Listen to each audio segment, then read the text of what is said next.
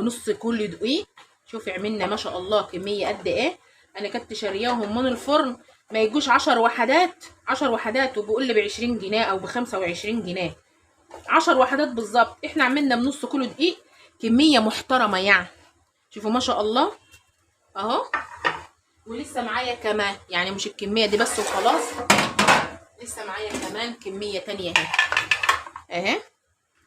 هتطلعها بقى، هتحطها عندك في علبه وتقفلي عليها، هتفضل معاكي بقى ما شاء الله طريه.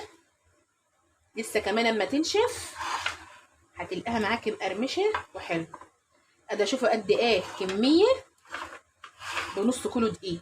ما شاء الله ما شاء الله كميه محترمه يعني. ده هو الطبق اللي صغير.